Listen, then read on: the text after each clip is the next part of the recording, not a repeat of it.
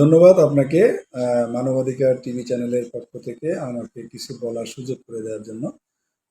আমি আসলে আপনাদের প্রতি পঞ্চগড়বাসীর প্রতি কৃতজ্ঞতা জানাই যে আমার প্রতিটা কর্মকাণ্ড আপনারা সঠিকভাবে দেখার চেষ্টা করেছেন এবং পাশাপাশি আমাদের সেবাগুলোকে গ্রহণ করার সুযোগ করে দিয়েছেন। তারই প্রেক্ষাপটে আমরা কিন্তু বর্তমানে পঞ্চগড় জেলার প্রত্যেকটি উপজেলায় সিজারিয়ান অপারেশন সহ বিভিন্ন ধরনের অপারেশন চালু রয়েছে, যাতে করে সেখানে কল ব্লাডার, স্টেকটমি এবং হাইড্রা হাইড্রোসিল, যে কোনো টিউমার, যে টিউমারগুলো আসলে আমাদের অনেকের জীবনের হানি হয়, সেটাও কিন্তু আমরা করতে সম্মত হয়েছি। যেমন ব্রেস্ট ক্যান্সারের যে বিভিন্ন টিউমারের অপারেশন রয়েছে, যেটার মাধ্যমে মানুষের জীবনকে অতিশয় প্রাণবন্ত করা যায়, স্বাভাবিক কাজকর্মে ফিরিয়ে আনা যায়, সেই বিষয়গুলোতে কিন্তু আমরা সুন্দরভাবে করার ব্যবস্থাপনা তৈরি করতে পেরেছি। এবং তারই প্রেক্ষাপটে আমাদের বিগত বিগত আমাদের সম্ভবত গতকালকে ছিল 8 তারিখ। সেই 8 তারিখে আমাদের পঞ্চগড় বিচার বিভাগীয় সম্মেলন ত্রৈমাসিক দ্বিতীয় ছিল। সেই দ্বিতীয় ত্রৈমাসিক সম্মেলনে আমাদের স্বাস্থ্য বিভাগের সকল কর্মকাণ্ডের প্রতি সন্তোষজনক মনোভাব প্রকাশ করে এবং তারই প্রেক্ষাপটে জনগণের পক্ষ থেকে এবং বিচার বিভাগের পক্ষ থেকে আমাদের স্বাস্থ্য বিভাগের, যেহেতু আমি লিড করি সিভিল সার্জন হিসাবে, সেই জায়গা থেকে ওনারা আমাদেরকে একটু সম্মানিত করার চেষ্টা করেছেন, ফুলেল শুভেচ্ছা জানিয়েছেন।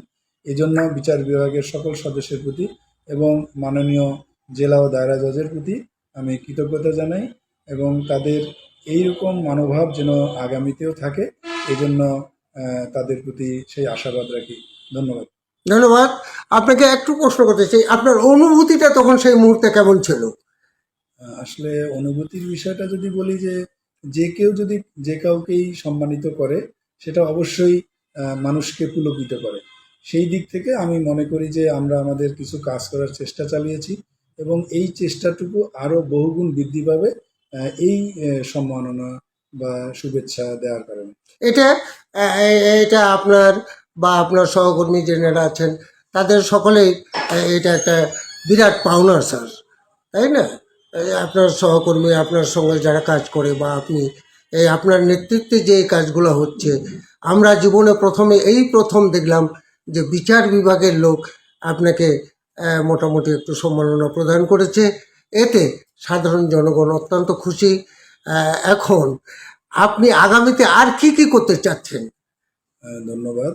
আসলে আপনার প্রথমেই বলেছি যে স্বাস্থ্য বিভাগের যে এই অর্জন বা এই কার্যক্রমে যারা যারা আমার সঙ্গে সম্পৃক্ত, কেউ সম্পৃক্তের বাইরে না।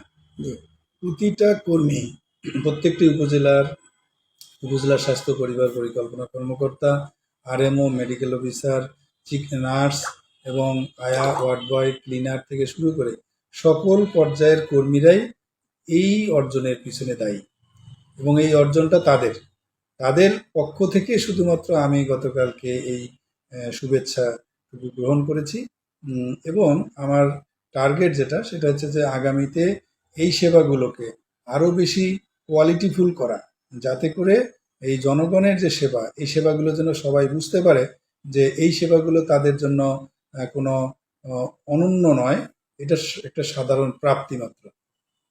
জি, ধন্যবাদ আপনাকে আপনার এই মূল্যবান বক্তব্য রাখার জন্য। আসসালামু আলাইকুম। ওয়ালাইকুম আসসালাম।